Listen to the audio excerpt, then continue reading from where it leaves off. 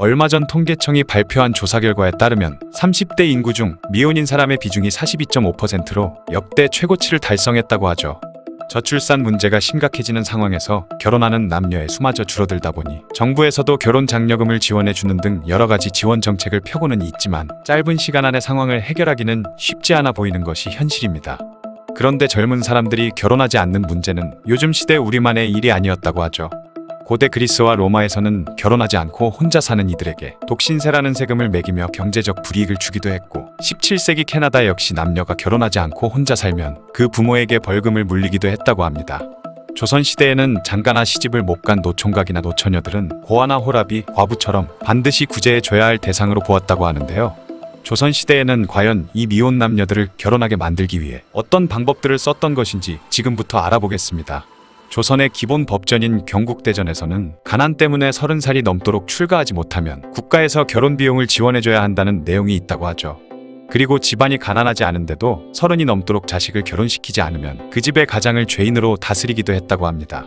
심지어 그 지역에서 가난 때문에 결혼을 못하는 노총각과 노처녀가 있으면 그곳에 수령이 정부로부터 문책을 당하는 경우도 있었기 때문에 수령이 먼저 왕에게 백성들의 혼수 비용을 청구할 정도였다고 하죠.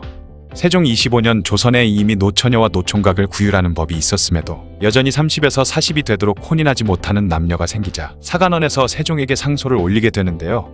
이에 세종은 어명을 내려 서울 지역은 한성부 관리들이 그리고 지방에서는 감사가 백성들을 방문할 것을 지시했습니다. 그래서 가난 때문에 결혼을 하지 못하는 남녀가 있으면 그들의 사촌 이상 친척들이 혼수를 준비해서 혼인을 할 수 있게 도우라는 것이었죠. 성종 시절에는 아예 전국에 있는 노총각과 노처녀들의 수를 모두 파악해서 가난한 자들에게는 쌀과 콩 10석씩을 혼수로 지급하고 양반이 아닌 경우에는 5석씩을 추가로 더 주도록 했습니다. 나라에서 결혼을 하지 못하는 백성들의 혼인을 관리하고 혼수품까지 구체적으로 지정해 준 것이죠. 그런데 사실 나라에서 이렇게 백성들의 혼인을 지원해 준 것은 지금 사람들이 보면 너무나도 황당하기 짝이 없는 이유 때문이었는데요. 가뭄이나 홍수, 지진 등의 자연재해가 생기는 이유가 바로 결혼을 하지 못한 노총각과 노처녀들의 화가 하늘에 닿았기 때문이라는 것입니다. 조선의 제11대 국왕인 중종 시절에는 유난히 자연재해가 많이 일어났다고 하죠.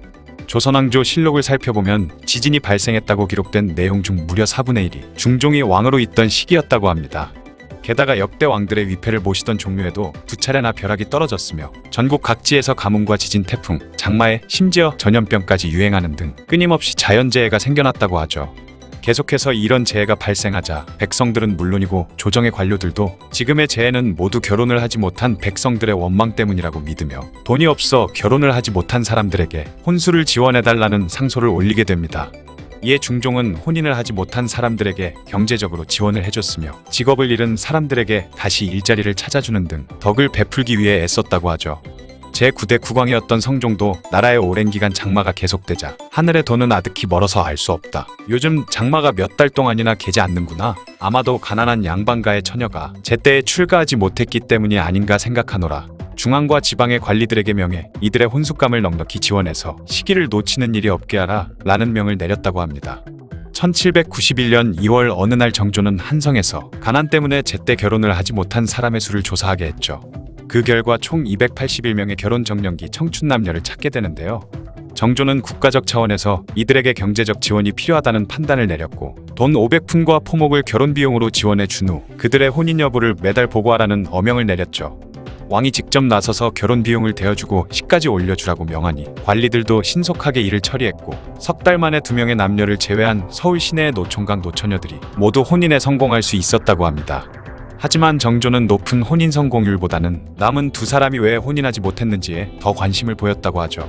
조사 결과 남자는 28세의 노총각 김희집으로 서자의 아들이었습니다. 그는 결혼을 하기로 약속한 상대가 있었지만 그가 서얼임을 알게 된 여자의 집안에서 일방적으로 파혼을 해버렸다고 하죠.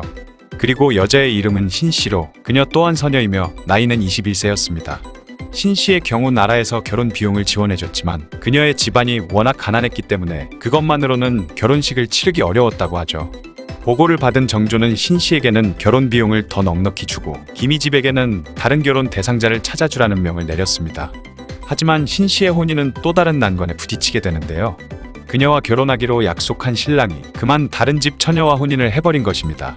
결국 두 남녀는 파혼의 상처에 경제적인 문제까지 겹치며 혼인을 할 수 없게 돼버린 것이죠. 정조의 명으로 신씨의 결혼을 추진하고 있던 한성부의 관리들은 패닉 상태에 빠지게 되었습니다. 그런데 이때 서부령이라는 벼슬을 하고 있던 이승훈이 계책을 하나 내게 되는데요. 비슷한 상처를 가진 두 사람만이 혼인을 하지 못하고 남게 된 것도 어찌 보면 인연이라고 할 수 있으니 김희집과 신씨 처녀를 서로 짝지어주면 어떻겠냐는 것이었죠. 그 말을 들은 관리들은 고심 끝에 두 사람의 혼인 계획을 세운 후 정조에게 그 사실을 보고했습니다. 보고를 받은 정조 역시 경제적인 지원에 그쳤던 이전과는 다르게 두 사람의 혼인을 위해 전폭적인 지원을 해주며 적극적으로 나섰죠. 일반 백성의 혼인에 국가가 나서는 대형 이벤트가 조선 역사상 최초로 벌어진 것인데요. 이후 조정에서는 이승훈을 김희집의 집으로 그리고 한성부 주부 윤영은 신씨 집으로 보내서 각각의 집안 사람들을 설득하기 시작했죠. 결국 두 집안에서 혼인을 하겠다는 허락을 받아낸 관료들은 즉시 정조에게 그 사실을 보고했습니다. 정조는 크게 기뻐하며 왕실의 혼례를 제외하면 이보다 더 호화로울 수 있을까 싶을 정도로 최고의 혼수품과 재물을 보내주라고 명했다고 하죠. 이 대형 이벤트의 성공 결과는 조선왕조실록과 승정원일기, 목민심서 등에 기록됐고 한성의 저작거리에서도 모르는 사람이 없을 정도였다고 합니다. 조선시대에서는 훈훈한 해프닝 정도에 불과한 사건이었지만 지금 시대를 사는 사람의 입장에서 보면 그야말로 기겁을 할 일인데요. 순전히 개인의 선택이어야 할 결혼 상대를 국가에서 장녀라는 이름 아래 반강제로 정해준 것이기 때문입니다. 다만 당시는 연애 결혼을 하는 시대가 아니었고 가난 때문에 결혼하고 싶어도 못하고 있던 사람들이 혼례를 치를 수 있게 한다는 의도였다는 것을 감안해야겠죠. 정조 이외의 다른 왕들도 마찬가지로 가뭄이나 지진과 같은 자연재해가 오랜 기간 계속되면 나라에서 결혼하지 못한 총각과 처녀들을 찾아내 강제로 결혼시키기까지 했다고 하는데요.